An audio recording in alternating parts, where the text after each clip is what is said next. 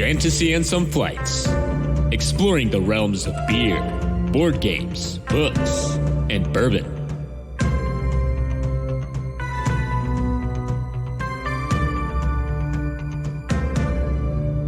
Welcome to another episode of the Fantasy and Some Flights podcast. I'm Nelson. I'm Dalton. And today we are talking about character deaths and what that can mean to the character and the story. Right. So, R.I.P. Are you all ready to be depressed? yeah. In preparation for this episode, I was like, this will be an interesting topic. And now I'm just coming into it like, well, now I'm sad. That's cool. Right? We already were like talking about a couple, which is like, aw. Yeah. That's sad. That is really sad. But Land Before Time. Aw. Yeah. Oh, no.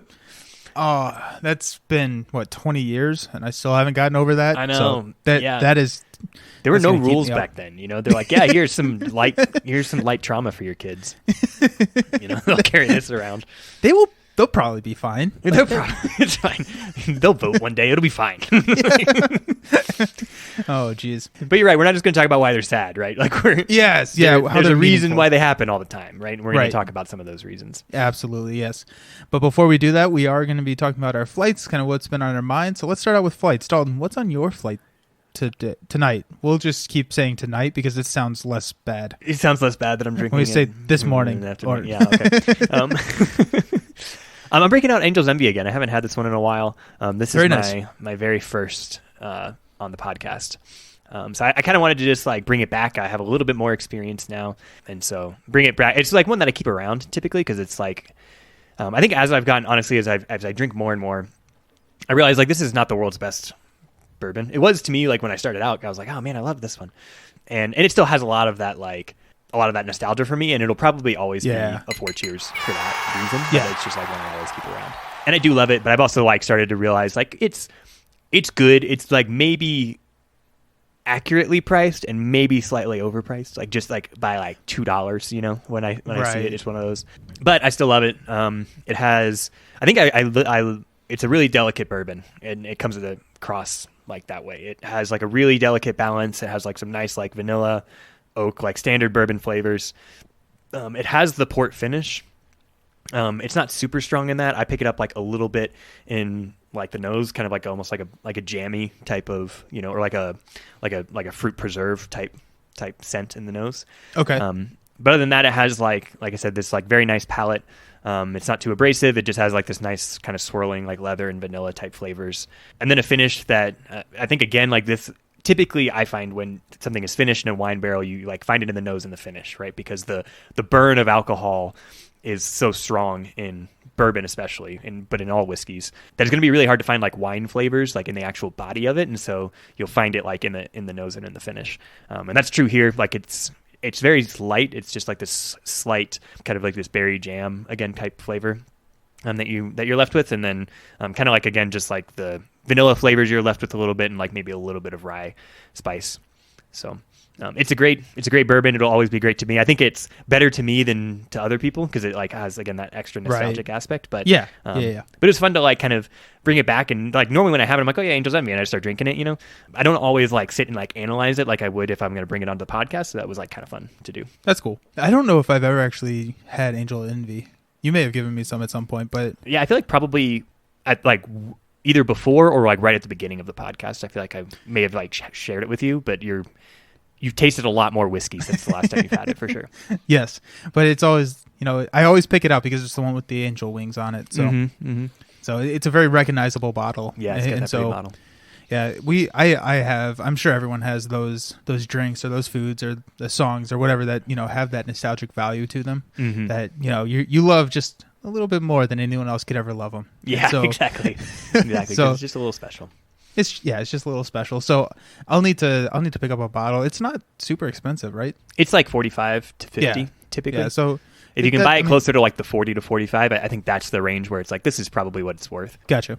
So it's not completely blowing up the price range, and so I will need to grab it, and just because I know that it holds such a special place in your on your flight, right? On my flight, yeah, exactly, on my life flight, on your life flight.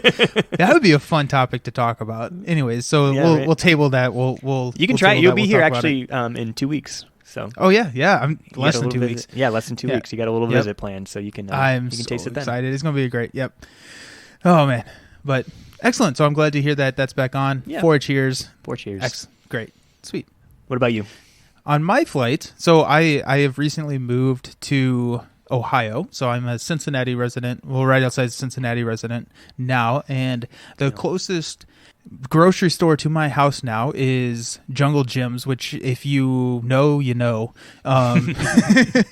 So it's a grocery store that kind of has set out to have food, drink, spices from all over the world. They have, multiple different rows of Japanese or like Maltese, just like random food, and you can go and find like whatever you're looking for, and that's kind of what it's there for. Like you can find frozen pizzas there as well, but like that.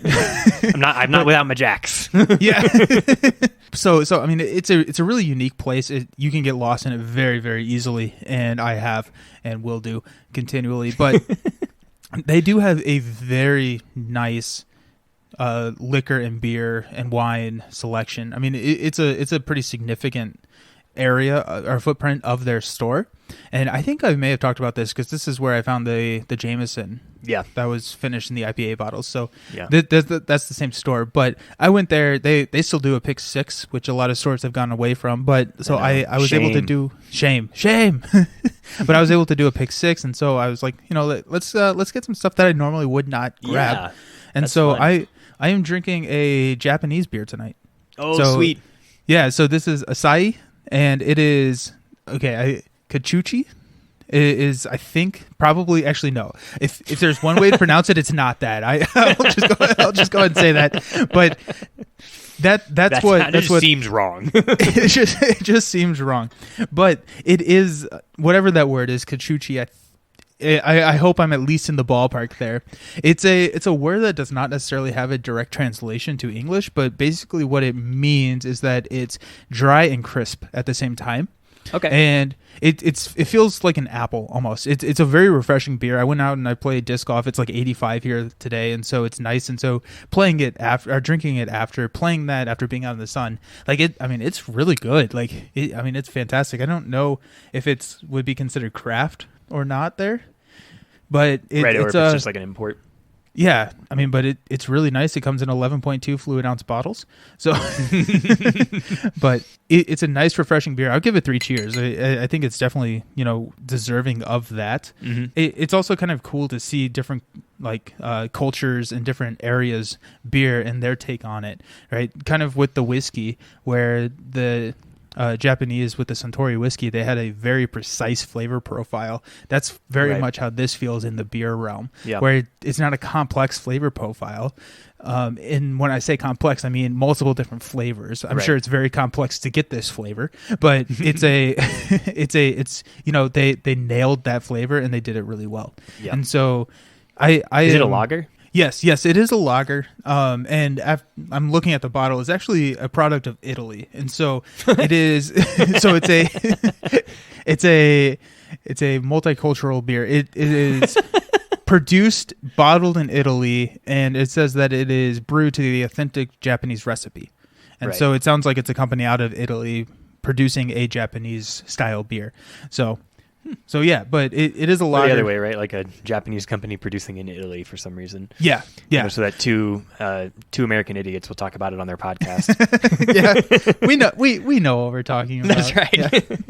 Really pleasant. It's like one of those that I was kind of just expecting a standard Pilsner from something that tastes like every other Pilsner, like cheap mass-produced Pilsner, and just this is the one that is apparently in Italy instead of Japan, and and I was pleasantly surprised. It is not. It is a lot better than something that I would grab a 30 rack of. So yeah.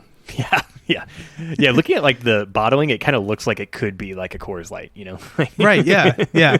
And that's kind of like what I was expecting, or like what I was doing is I was going through there because they have like multiple shelves of here's apparently Italy. Right. I thought it was Japan. here's the Irish. Here's and so they had like multiple different shelves, and so I just kind of went around and picked a couple from there, and instead of just standing there and looking them up in Jungle Gyms, I just kind of grabbed the ones that looked interesting. So yeah, it looks like Asahi Breweries is headquartered. It was founded in Osaka, Japan, and it is headquartered in Tokyo. Okay, so it is a Japanese company intended to be a Japanese beer. Yeah, that is Asahi by. Or no, that is Super Dry by Asahi. Yeah, so very excellent. cool. I wish that there was like a whiskey equivalent of a Pick Six. Yes, it's called a flight. They're very expensive. I know, exactly. It's called a flight, and you can get them at restaurants where you're paying more for fluid ounce than you really should need to. But right. I don't know. I just wish there was like little bottles, like. Yeah, I mean, they make the little ones a Fireball. Right. and then you can buy them in like an 18-pack. Yes. Instead of just buying a bottle. Just want to mix and match. Exactly, yeah. Because you can throw them to your friends or whatever. Oh, my gosh. Geez. Ugh. But like I just if there was because you can buy sometimes there are like little packs from a specific distillery where they're like right, it's sort of the equivalent of like like a 12-pack mixer or whatever, a variety pack of beer or something, but they have like 3 or 4 and they're like smaller bottles, but they're sold in like a little package. So they have those, but I just wish there was like a Pick Six equivalent of like, here's like little bottles, and there's like 6 of them, just like little tiny glass bottles, and then there's like open bottles of whiskey, and you can just like pour into them, and then you like take that to the register or something. Right. I'm sure there's like liquor laws that prevent that, but it would just I would love it. It would be neat. Yeah. Whatever. Yeah. But whatever. No, they I think there is a company that will do kind of like a mail, like they'll send you over the like a flight selection basically that's similar to that. Last I looked at it is very, very expensive. Gotcha.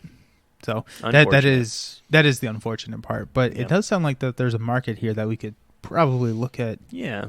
Fantasy and some flights, the flights. The Big Six. The flights. Fantasy and some flights, just the flights. Yeah. Oh, yeah. Well, what's been on your mind? What have you been watching or reading recently? Yeah, dude, we so I know you hate dating podcasts. I really couldn't care less. It's currently April 23rd, which means that the third installment of Fantastic 4:21 Beasts, p.m. Right, Eastern time. Yes, it means that the third installment of Fantastic Beasts came out yesterday, I think, or something. It came out this week, and so we went to see it yesterday. We went to see Secrets of Dumbledore, which probably should be Secrets of Dumbledore's, but it's called Secrets of Dumbledore. Yeah, and not spoiling anything, but it really got me thinking of. I think the biggest thing I took away is that I don't think J.K. Rowling has a thorough understanding of what made Harry Potter good. Okay. Like I don't think she understands. I think it might have just she did some writing that was really good, and she had some really great ideas, and she built this world that people got like really into culturally, and she like doesn't know why. But she's very involved in the making of the movie. She like does basically the screenplay for them, and she produces them. So it's not like, somebody's coming over and just licensing Harry Potter and screwing it up. Like, this is her. She is actively very involved in it. She is actively screwing it up herself. Exactly. It's entirely her fault. And I wonder, too, like, if it's just the medium, like if she just isn't a good screenwriter, like maybe she just can't make movies. Like, she's just maybe really good at writing books and not good at writing movies, Yeah. There's that Mitch Hedberg joke, right? Where he's like, he's a comedian. It's like, well, can you act? And it's like a chef coming in. And it's like, oh, cool, you're a chef. You're a trained chef. Can you farm? Like they're completely different things. And so, and I know that Sanderson has talked about this a lot in his like lectures and on podcasts and everything, where he is a very adept and obviously a very proficient book writer. Yeah. And he is working on learning screenwriting. He goes, I could not go out really and do it well today, right? Like it's a completely different skill and a completely different medium, and I'm afraid that sometimes people can get so successful in their books that they feel that skill translates, 1-to-1. Yeah, and I really feel like that's happening, and because like as I'm watching the movie, and again, no spoilers. Feel free, I'm not going to spoil it. Go watch it yourselves, but. And the other thing was like, honestly, like the movie's probably like fine to like slightly bad, but it's not bad. I wouldn't say it's a bad movie. I just would say it's like a disappointing movie because it could be so amazing.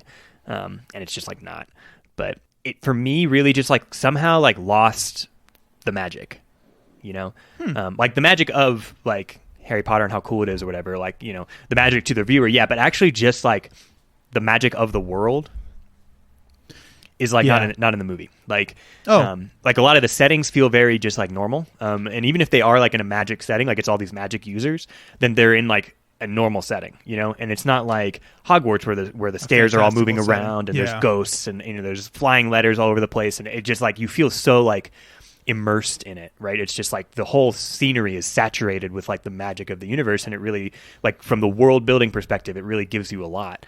And this movie didn't feel that way. That's frustrating because I know that we both really like that part of it. Yeah. And it feels like, you know, that's kind of what I think is one of the pillars that makes Harry Potter as a series successful, is that it's written to a target audience of like middle to high, like young adult, right?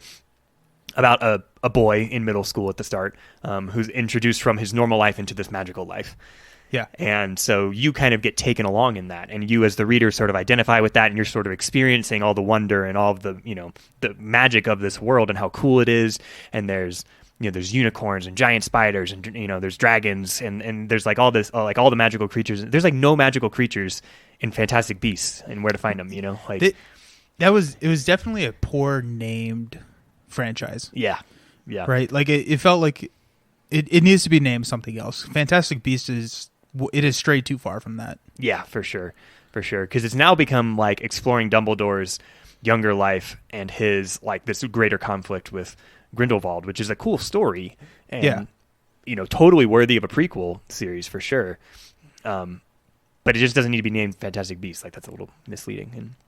And all the like beasts that are in it are like made up, like specific. It's like, where are all of the ones that I'm used to seeing? None of them are in it. And why are there all these new ones that I've never heard of before?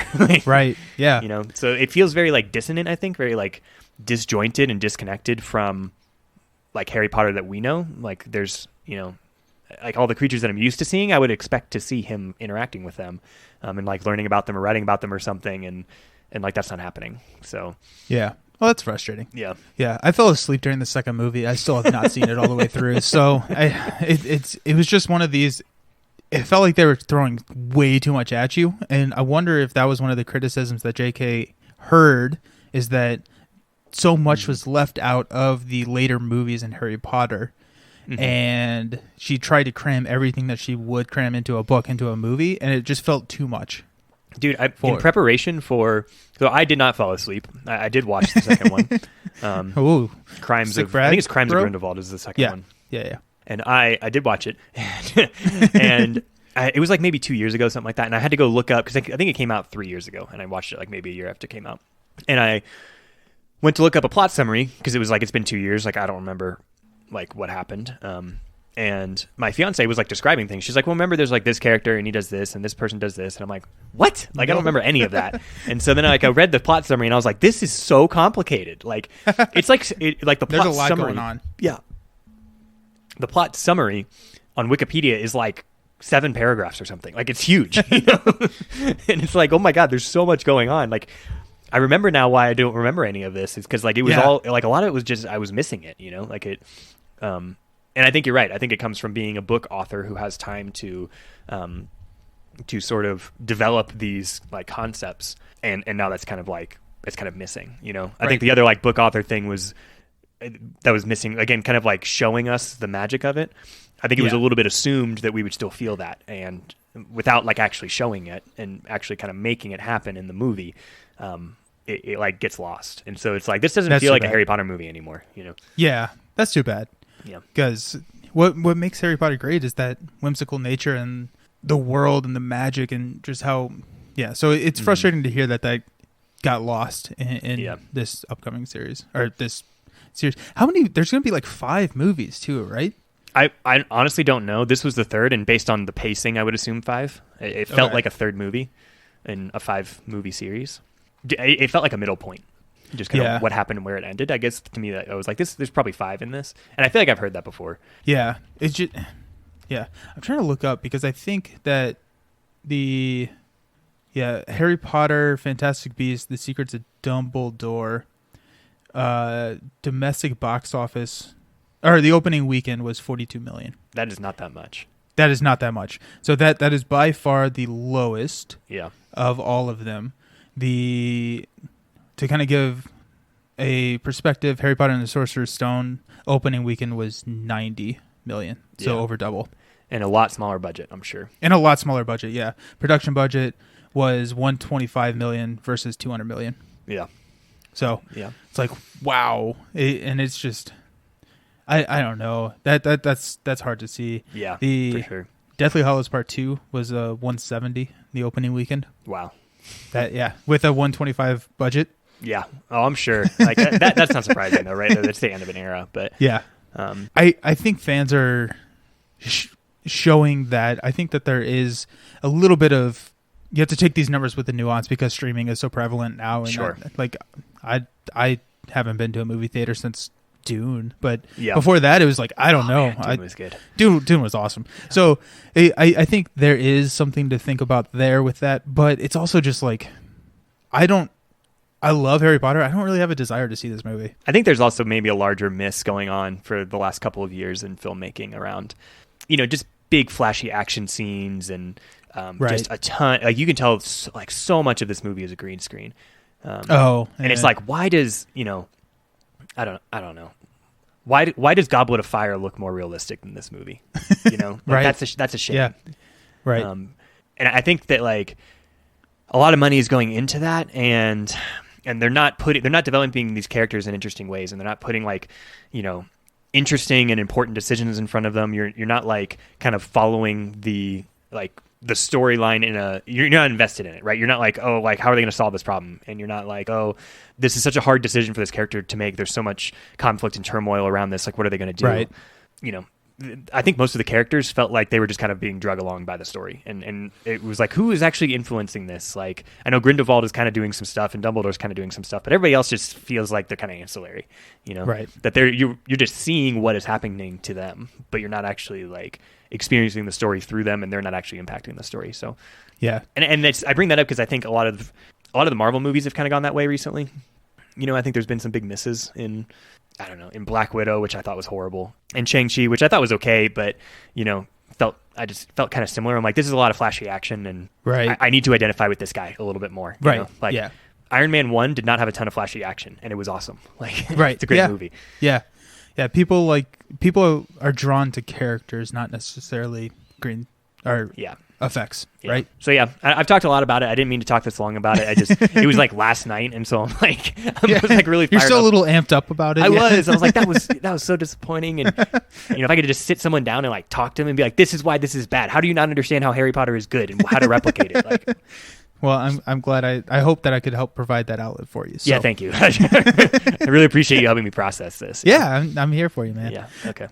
Yeah. So anyway, now that they've gotten to listen to my therapy session with you, yep. Is there anything on your mind that you wanted to talk about before we talk about death? Yeah. So before we talk about death, I feel like we need to say it at least in one episode or once in every episode. I finished The Great Hunt, so we're making our way very slowly through the Wheel of Time series. Cheers to that. Yep. I didn't realize that you had actually started the second one, so that's good. Yeah. So I'm a couple hours into the third one now. Really good. I like the second one was really, really interesting. Yeah. I thought it started out a little bit slow. But I like the end was like insane. So I was like, okay, well, dude, we're doing this. The end is nuts. You're the like, end holy is nuts. shit. If you know, you know. Anyways, yeah. And we've heard before. Sorry, actually, this is you talk. No. Go for it. I was just gonna say we've heard people. I think it was McKay told us like, yeah, if you read the second one, you will know kind of what the rest is like, and you'll want to read the rest of the series. Right, and I do. Yeah, I do want to read the rest. Outside of that, I have been watching. Okay, let me preface this. Like, I think that the new Marvel movies, or a lot of the new Marvel movies, no, actually, I'm not even going to say that. Some of the new Marvel movies, like you were saying, have been a miss. Like, but I think, Spider-Man, awesome. One of the best Marvel movies of all time. And cool. I wonder if, you've already established a character and you've already connected with the character, whereas like Shang-Chi, you didn't have an established character. And so maybe that helped with it. But I think that they have really been doing a fantastic job on the TV series. Oh, yeah. I think, and so I've been watching Moon Knight, which is... Oh, yeah. which is coming out now. Have you watched any of this? I've watched the first 3 episodes. Okay, yeah. So I think only the 4th is out right now. So I think only I'm just an episode behind. 4th is out. Yeah. So I've watched the first 3 as well. Yeah. And I've really been enjoying it. It's like neat. it's really neat. I love Egyptian like theme. Yeah. Like the Egyptian theme, and so I like that draws very very heavily from the Egyptian theme. But it's also like I feel like I'm connecting with the character. But what's really cool about Moon Knight is that he almost doesn't know that he's a superhero sometimes, and so it's like it plays with a lot of these emotions. He has a lot of different like alter ego type. It's like almost a multiple personality thing, but different. Yeah. And so I've just been really excited about that. There's been action scenes in it, but it hasn't been over the top. But and really, actually, not even that many so far. Yeah, a couple like beat 'em up scenes or whatever. But actually, a lot of it is done by implication especially in the first like 2 episodes. Right, which is really cool. Right, you don't get to see like any of the action. Yeah, and so. But I've just been really enjoying that. I'm excited to see where that goes. I'm kind of interested to see how it plays into the larger MCU. Yeah, because like with Loki and with the Scarlet Witch one, which I can never remember the name when I'm on the podcast for some reason. WandaVision. Yeah. Like those have it's just very the 2 names clear... crammed together. Yeah, just put them together. Just do it. Those have very clear tie-ins to the MCU. Yeah. Right. And I haven't figured that out how Moon Knight really does that yet. Yeah. And so I'm interested to see how they plan on doing that. Yeah. It's cool to see bringing back Dune. It's cool to see Duke Leto Atreides beating people up.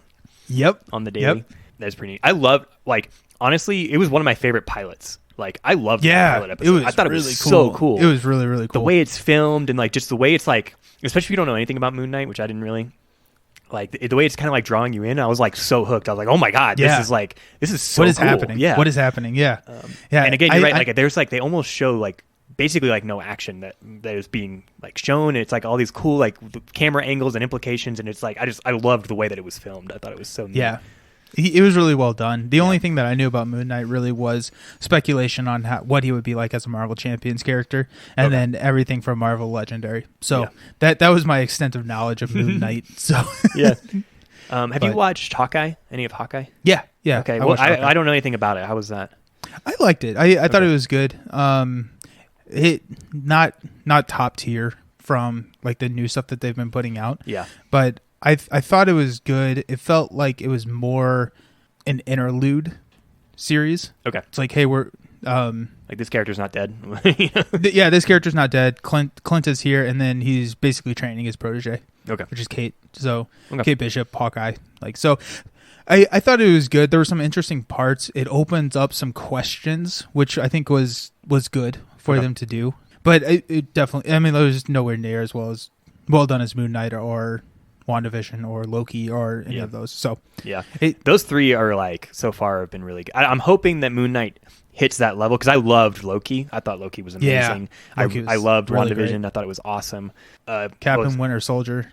Or Falcon and Winter Soldier. I was kind of okay. I was like 50-50 on that one. I thought it was fine. I was glad I watched it, but it just was like, man, this nothing good, nothing bad kind of thing. They're doing like that one felt more like Hawkeye for me, where it's like, hey, these are the characters that are going to be playing a huge part in the upcoming films. Gotcha. Yeah, kind of setting some of that up. Yeah, it's on my list. I was actually had a free night and I was going to go watch Hawkeye, and then like Moon Knight had just dropped, and I was like, well, I'll watch this instead because it just looked more interesting. And so yeah, I haven't watched. I mean, Disney Plus is, I think, probably right now the most bang for your buck in streaming services because if you like they have a lot within their genres, right? So if you like the genres they have, they'll hook you up. And if you're listening to this podcast, you probably do.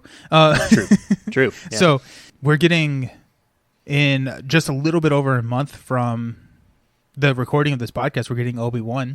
Mm-hmm. And so I'm super excited about that. That's going to be a 6-series miniseries for Star Wars. 6-episode miniseries. Yeah, 6. Oh, damn. I wish it was a 6-series miniseries. I was like, that's a hell of a miniseries. that's a big one. No, yeah, 6-episode miniseries. We're getting 2 episodes, I think, on the 25th, the 27th, I think, of May. So we're getting two episodes are dropping that day. Nice. And so I am very excited about that. There's just a lot of content that they are putting out, and so far, it hasn't. I have always had the concern that they've been taking on too much, and that the quality will start to dip. I don't think I've seen that necessarily. Yeah, and so that is good. That is good. Trick is to just keep paying more people, just more money. Yeah. Dump more money out, and you'll see it return. Yep. Man, that's crazy. Alrighty, let's talk about death. All right, let's get into death. Yeah, speaking of Obi-Wan. Speaking of, there's going to have to be a bit of a light tone to some of this. Yeah. It's going to be the most depressing episode. Let's talk really quickly about spoilers. Yeah. Because Nelson and I had a conversation. This is we obviously go in and out of having episodes that are difficult, book episodes that are difficult to avoid spoilers for. And so we try to always keep it just trimmed down to like Star Wars, Lord of the Rings, Harry Potter. I might even be missing one from that, but I think those are the big three that we've always said. Those are the big three, yeah. Yeah, those are always the big three that we're like, we can say whatever we want about these. I think for this one, we've decided to also include any episodes we've recorded or any books we've recorded in an episode for, which is always kind of the intent. But we also know that sometimes people, they haven't had the time to read Red Rising. And so they skip past that, right? And we're trying to say like here we're going to probably have Mistborn content. That's a big one. If you haven't read Mistborn, then book one. Yeah, sorry, but just Final Empire. That would be. You may not want to like listen to this portion of this episode if you haven't read that. We probably will cover Red Rising. I think for that one, it happens pretty early in the book, so it may not be the world's biggest spoiler if you listen to it. Right. That one might be okay. And then we had also talked about Game of Thrones. The book, not actually Song of Ice and Fire, the series, but Game of Thrones, the first book of the Song of Ice and Fire series. Yeah. But that's been out for a while, and with the TV show, with the amount of like memes around the characters that die in the first book, right? There are some really important deaths there, and we'd like to be able to talk about that. And so, if any of those three are going to be a deal breaker for you, then you might have to skip this episode until you've read them. Are there any that you wanted to add to that list? No. Okay. No, not really. Cool. I think. Yeah, we can pull enough examples from those rather than, just spoiling every single series out there. So yeah, I think I can convey all the points that I need to with the confines of those 5-6 series. Okay. So cool. Alrighty, so talk to me about character death. Why do people die? What do people die? Why are we alive? What is our purpose in life, Dalton? Oh man, yeah, let's cover that. I think. Okay, I'm gonna go get another drink. Yeah, bring the bottle. Fucking hell. Oh jeez. Yeah, I think we experience it a lot in fiction, right? Both in sci-fi and fantasy. It's a really used tool because it's used, I think, for the same reason that like love stories are used, right? That's a very identifiable and very powerful emotion. We as people just have a lot of emotions tied up into both of those topics, into love and death. We're only covering half of that though, so love is another episode later. Yep, we'll cover love stories maybe. That'll be a fun episode. Yeah. But the romantic that I am. Exactly. But there's nothing that like more directly creates like an all is lost type feeling, right? Yeah. That can just like bottom a character out. That can like just be the depths of despair, so that the author can kind of like bring them back out of that, right, and have like a redemption. And that huge like emotional swing that comes back to like telling story arcs that we've talked about, these like high tension points and all of that like death can force that issue a little bit. It's kind of a tool that helps the author impart that level of emotion really quickly. So because of that, we run into it all the time. It's like very common. Right.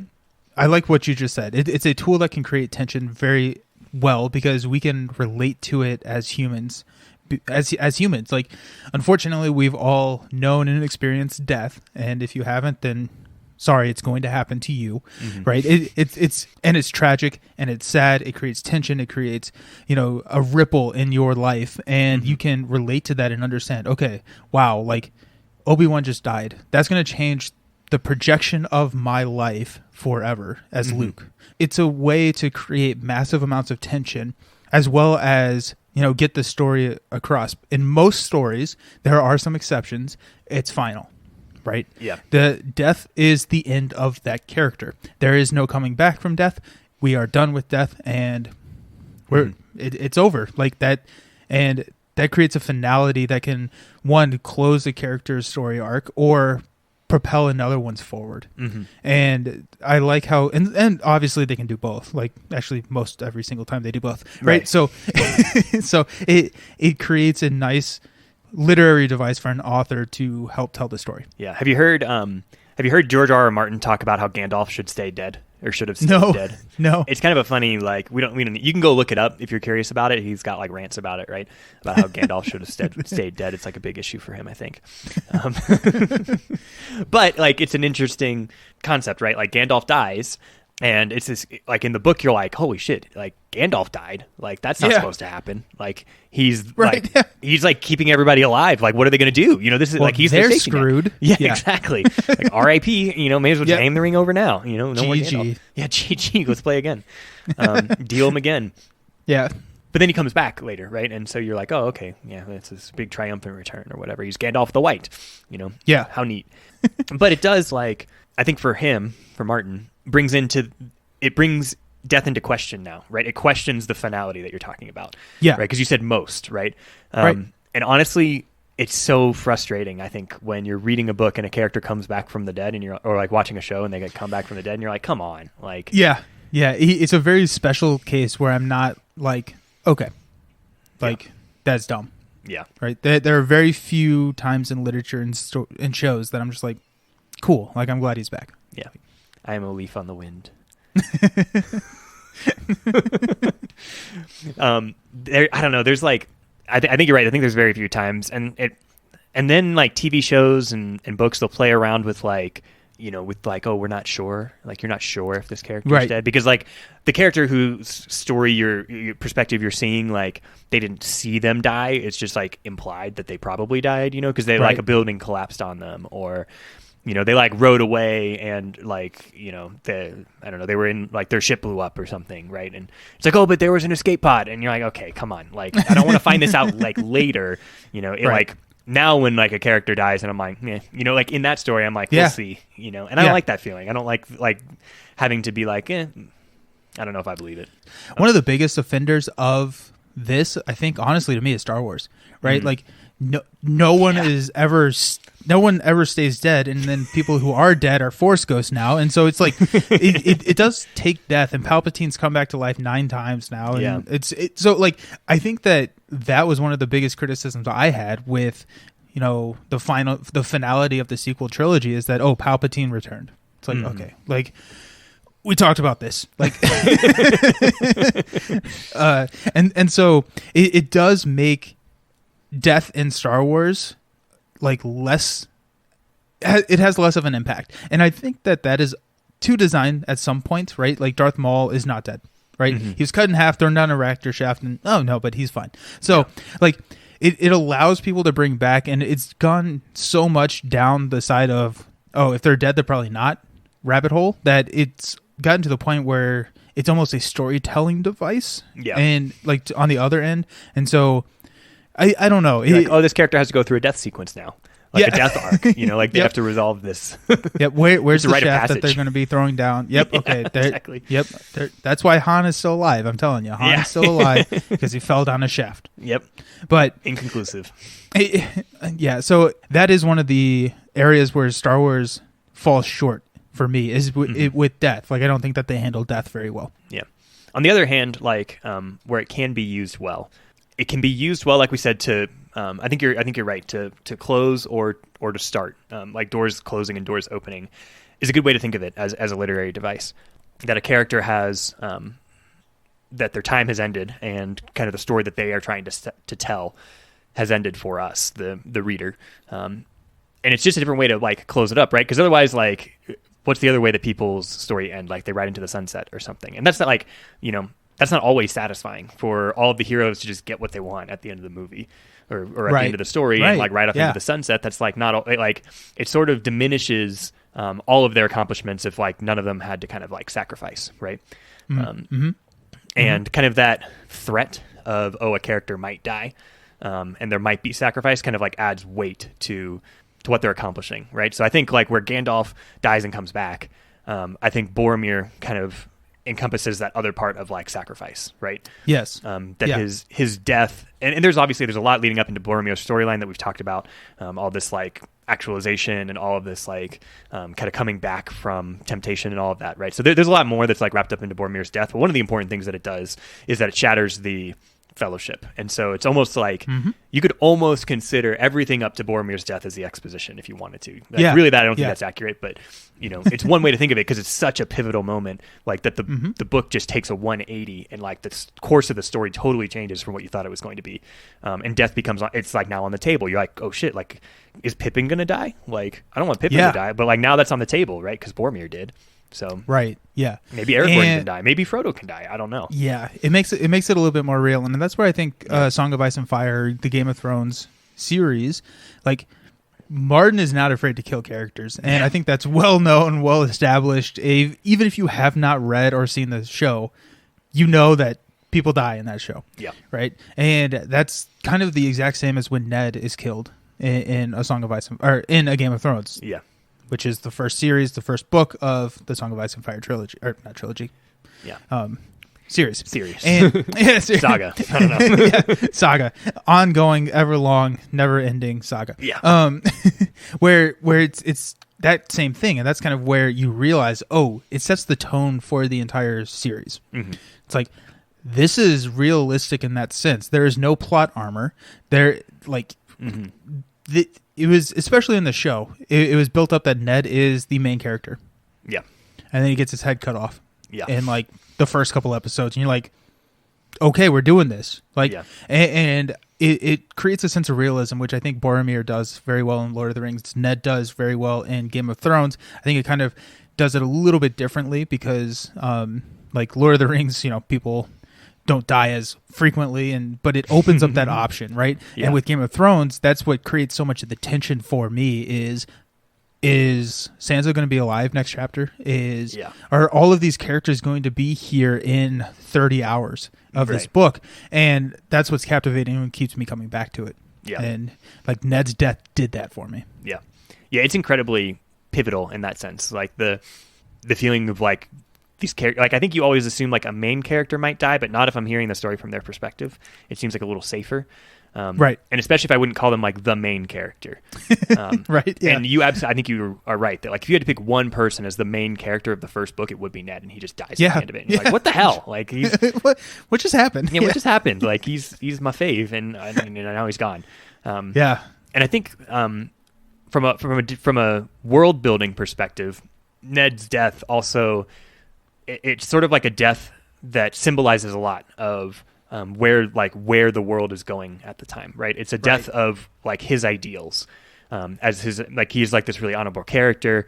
He's like not this person who's like going through the back channels and politicizing and assassinations and war. Like that's not him. Like he's like upfront and and it's sort of like the death of like that ideal. It's like also a little bit of like symbolizing like the death of like innocence of the reader, right? Because they are thinking that like, the good guys will prevail in this story, and the good guy doesn't. The good guy dies. Yep. And so it's sort of like it like ends that illusion for you. Very much so. Yes. Yeah. I think in like prepping for this episode, I was trying to think of what types of things character deaths can do. And that was that category, that like death of ideal or like death of innocence, was one of them. I think like another example to hop over to Harry Potter would be like Dobby, right? So Dobby dies, and you're like, well, that wasn't cool. You're not supposed to do that, right? Exactly. And there's actually a lot. I think for all the criticism that I was giving J.K. Rowling earlier, I think she handles character deaths very well across the 7 books. I think for the most part, when a character dies, it's for like a very specific reason, and it's typically done pretty well. Interesting. You disagree? Because I do disagree. I think that when she does it well, she does it really well, but a lot of the deaths she does not do well. I don't necessarily think a lot of the deaths provide a lot of I don't think a lot of the deaths provide benefit to the story.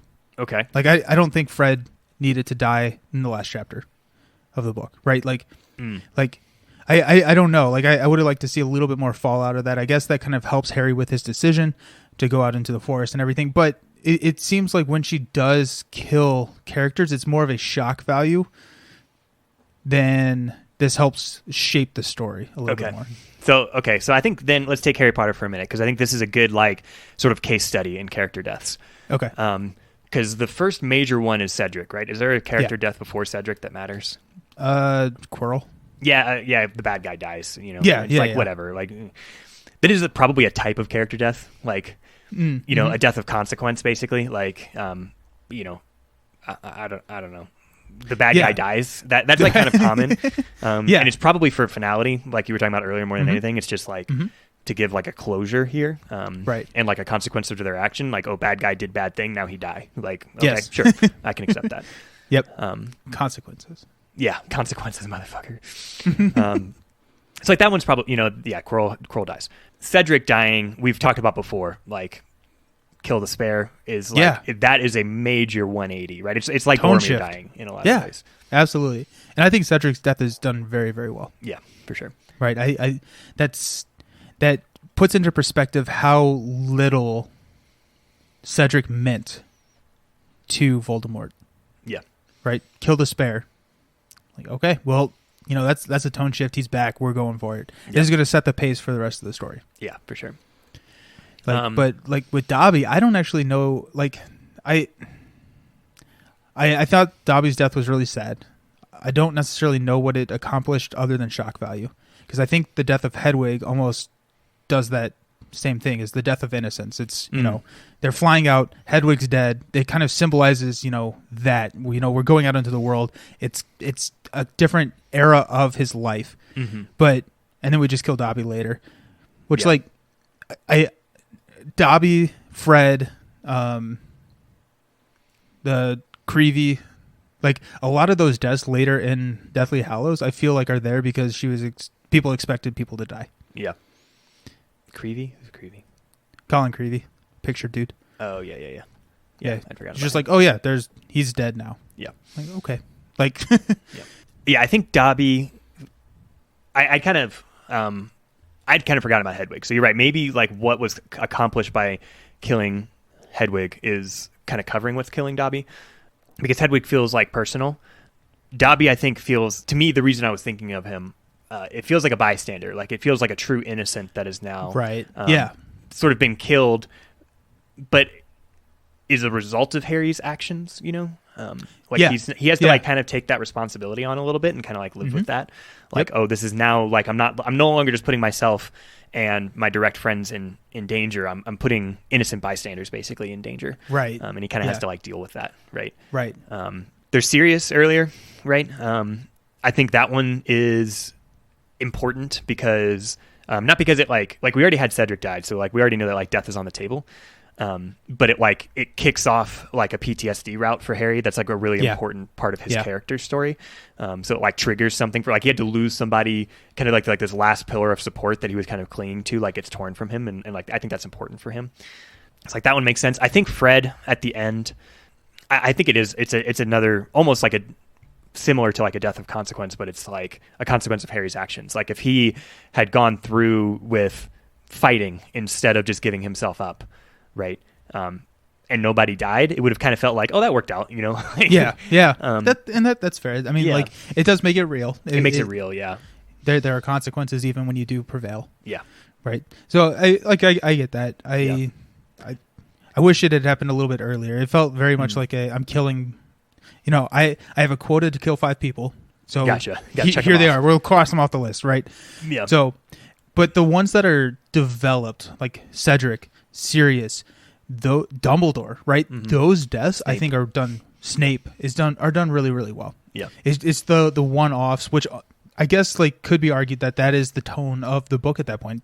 There are so many dead people that Colin's there. He's dead. Yeah. Right. Like that happened. So what? Like so, I guess like that's true. I guess if you look at it like that, but it does feel very much like at least to me, it feels very much like okay, yeah, we'll just cross these people off the list because I'm kind of almost an afterthought. To do so. Yeah. I could see that, and I wonder how like limited you are by just hearing the story only from Harry's perspective, right? Like people have to die that are important to Harry and they're not important to Harry. And I like Fred is an interesting one because to the reader, it's still like really important. Fred's like important to Harry too, but you have this like really strong empathy path through George of like, oh my God, I can't believe she killed only one of the twins. Like I would have never. Oh yeah. That was rude. Yeah. Rude. Yeah. And so like, again, she's using death for sure to invoke a really strong emotion really quickly. Right. And like, it does that. But you're right. Like you could also look at it and like, is that a cheap thrill? I don't know, maybe. But I like that Harry's choices have consequences, right? That his actions result in something bad, and he doesn't just like choose something that seems like the right path and it all works out for him, right? Like he has to kind of live with that, going forward. I guess kind of circling back to, coming back to life, Star Wars does it. I think Harry Potter, like there are a lot of characters that quote come back to life, right? I mean, he talks to his parents multiple times. He talks to Dumbledore after Dumbledore's dead. He talks to Sirius through, well, that's not really not Sirius, I'm sorry, Snape through kind of pensive. Like you get all of Snape's story after he's dead, which that one I'm going to strike that from the record. I'm not using that as an example. Yeah, that one's probably that one's probably fair. But like a lot of the deaths, like death in Harry Potter is not final. Wow, yeah, I'm it not loses able some to pronounce. finality. Yeah, it loses some finality, right? And I mean that's what Voldemort is, right? Voldemort is living multiple different souls, right? Dumbledore, Voldemort cannot be killed, and that's his whole thing, right? Yeah. And so he's playing with death, and so like it's just kind of interesting to kind of think about that. And death feels more final in Harry Potter to me, because I think it's not. They don't physically come back to life, right? Yeah. They're not there walking, talking, breathing. Yeah. It's more of you're interacting with a memory or a like with the stone mirror, right? Right. Yeah. And I think that layer of separation probably helps maintain the like honoring of death, that like their spirits live on or whatever, but he doesn't get a hug from his mom or like there's a layer of like there's still a consequence, and there's something here that is like really painful, and it's like sort of honoring that while still mechanistically like using magic to kind of like cut some corners and play some games. But you're right, I think I kind of mind it less than Star Wars, where it's like, oh, he's just not dead, okay. Like, yeah, somehow Palpatine returned. Yeah, cool, thanks. Fine. Love it. Yeah. Big fan of that. Yeah. Let's talk about a couple more types of death. Okay. I think the big one that we have like hinted at, but like not directly talked about yet, is like deaths within exposition. Right. Okay. So Mufasa, right? Mufasa dying. Oh, by the way, we're Disney spoilers.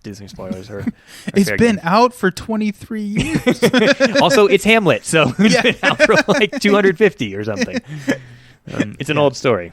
Yeah. But yeah, like Mufasa, like all of Simba's story happens because his dad dies, right? And so it's kind of like kicking that off. You can think of like older Spider-Man with Uncle Ben, right? Yep. You can think of Ellie from Up. Oh God, why don't do that? The saddest like the saddest quiet scenes I've ever watched in a movie.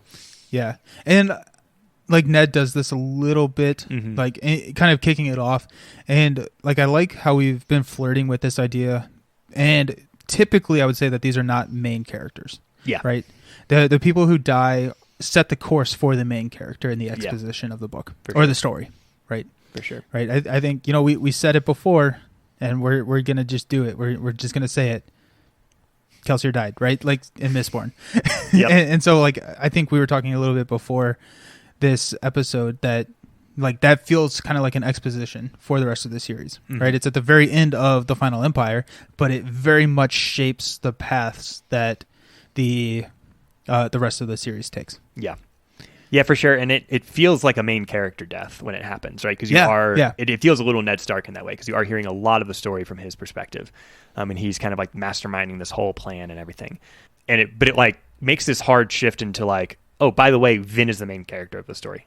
Like, it like locks that in. And then the rest of the series, like that's honored. There are more characters that you start to hear their perspectives from.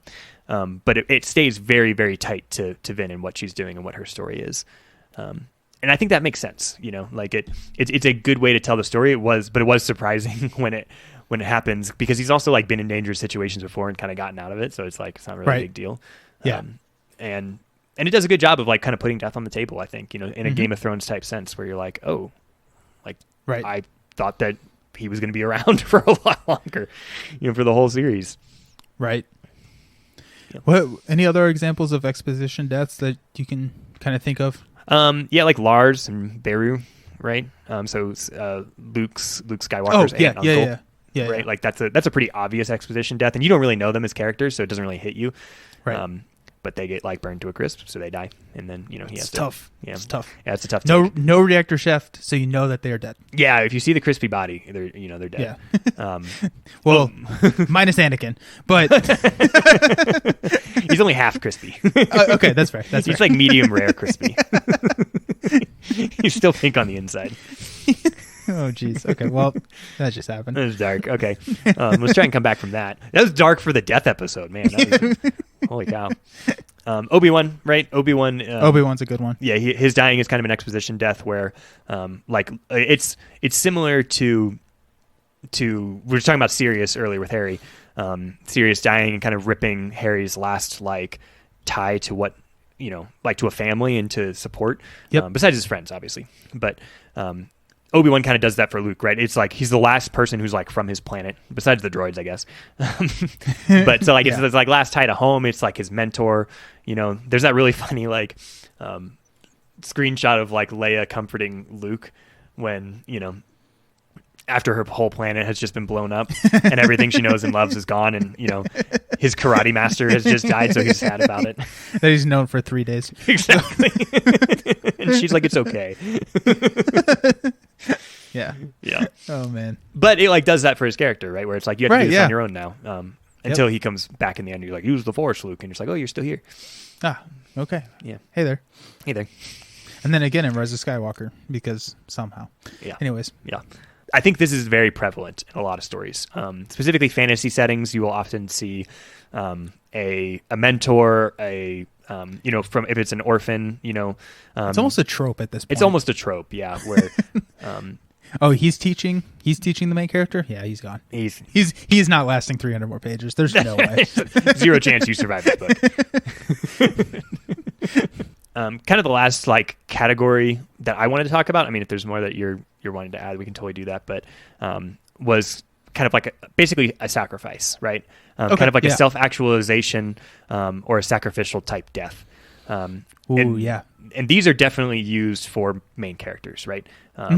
And both Boromir and Gandalf, talking about earlier, would fall into this category where their death like kind of meant something, right? Yep. Dumbledore, yeah, absolutely.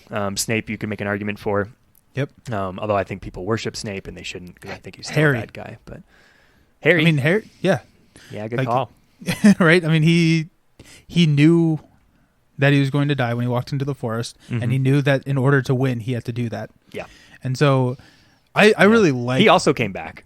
They all come back. It's fine. It's fine. So the story here, or the lesson here, is that if you sacrifice yourself, you will come back to life. Right. Boromir didn't come back, but everybody else did. Well, that's what you think. But these are my, and this sounds really weird to say, these are my favorite types of character deaths. Yeah. Where it feels meaningful. It's not necessarily always a shock, just like, oh, wow, that just happened. Yep. But it's like I feel like I'm using such nice adjectives to describe death, but it's like a fulfilling death, right? It is, yeah, yeah. I think that's like a fine way to think of it. It's heroic, so it hits on these aspects of you as the reader where you're like, oh, I would want to do that. I hope that I would be the type of person who would do that. Yeah, I hope I given that same situation, I want to make that choice. Exactly. I want to make Harry's choice. Exactly. Iron Giant. Oh.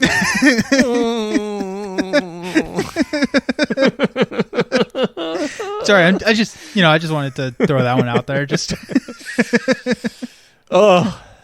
I'm tearing up, man. The Iron Giant, that's a sad movie. That is a really sad It's so good though. But yeah. What's the line? What's he say? I am Superman. Yeah, Superman. We talked about Red Rising. We did an episode about that.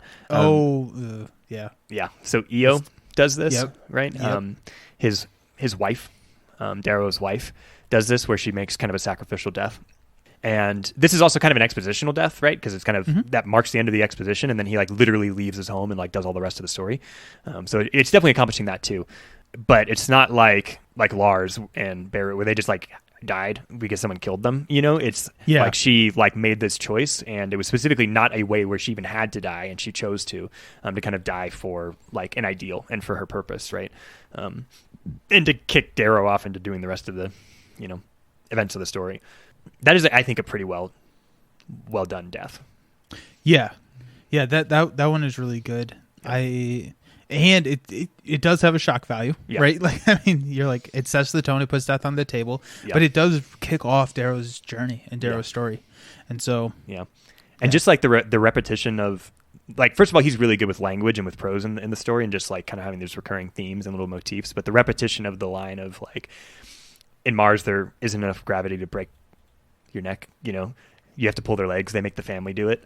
Yeah, and like that repeats when like his wife is dying. You're like, oh fuck, like no. Oh man, that was 0% cool. Nobody liked that. Yeah, nobody liked that. Was not okay with that. But these can be like, they can absolutely be really powerful. Unfortunately, I think there's more on my list that I would include here, but I, for spoiler sense, can't. But you can think through.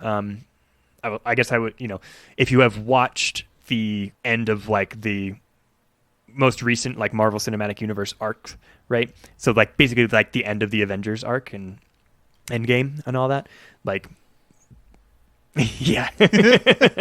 Nelson has a relevant shirt on that you guys can't see, but I can, and he agrees with my point. There's some good, well-handled death here. Yeah. Around sacrifice. Yeah.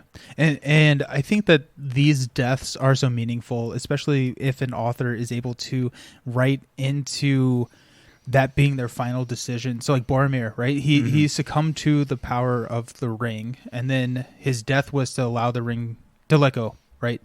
Like let it get away. And so it's almost like this. Yeah, he made the decision. He made the right decision. It's very sad. It's all of that, but it does. It's a redemption sacrifice as well, which that's just a great like word for makes it just. I have chills now, right? Like you get so psyched about it. Yeah. Oh, it's great. You're like, oh, they're so cool, and I think they can be cheap. I can think of Demon Cycle maybe has a sacrificial character death in it that I don't totally agree with. It feels a little shock value. And it's almost like sacrifice is used as the excuse for why they're dying, and because they're a hero, then it's not Game of Thrones where it's sort of like, oh, he's screwed up and then he died from his actions. It was more of like, oh, he made the choice to sacrifice himself. But you're also kind of like, well, but was that really necessary? And from a storytelling perspective, was that necessary, or did you just feel that a character death was kind of needed because there hadn't been one yet? Yeah. So definitely could come across as cheap, but when done well, these are the home runs. These are hitters. Yes, yeah, and they kind of hit all three of the other categories that we were talking about, right? They can kick off an exposition for another character, not necessarily their character, right? Yeah, they can close a character arc. Kelsey here. Yep. You could close off a sacrificial. Yeah. Yeah, absolutely. Yeah, they can close off a character arc just like Kelsier, or and so they can be very shocking, right? Yeah. And when I say like shock, that's not necessarily a negative. I think that it's a negative when it does not hit another one of those types of character deaths. Yeah. Right. Yeah. That's a good way to think of it. Because there are deaths that are. Yeah, there are deaths that like. Going back to Red Rising, Pax dies, right? And that's like shocking when it happens because you thought that they were winning, and and it seemed like everything was good or whatever. Yep. And so his is also kind of a death of maybe ideal or innocence, and maybe a death of like his consequences and kind of a consequence of the main character. There's like a lot of things that it could be like wrapped up into. I don't know. I'm mostly bringing it up because it was like one of the last ones on my list that I was like, I kind of want to talk about Pax. Yeah. But it fits into this where like it was shocking. But if it didn't tie into all those other little things at the same time, and if it didn't have a purpose in like where it sent Darrow after he died, then it would have seemed cheap and it would have seemed irrelevant, But as it was done, it was like, I wish he didn't. I would have loved to have seen Pax just carry through the story because he's one of my favorite characters. But I respect the way that it was done. If it had to be done, if you have to do it, if you had to do it, I respect it. Right. So, any others on your list that you're that were significant that you wanted to bring up before we kind of close the conversation out? Reading through. No.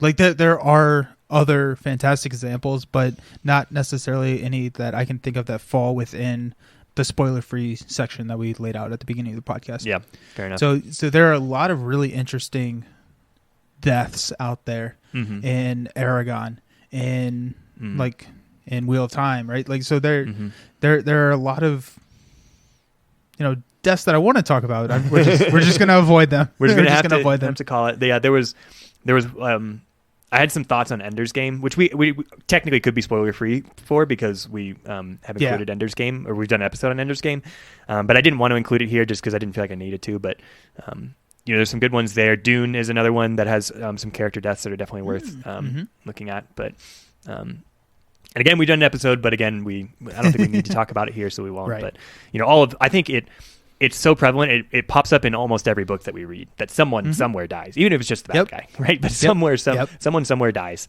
and so that's why it's so important to us. That's why it has such a special place. That's also why it can be kind of, again, a dangerous tool. There's a lot of tropes around character deaths, right? Lazy ways to kill characters, and because everybody does it. It's like love stories in that way. Every book has one. So.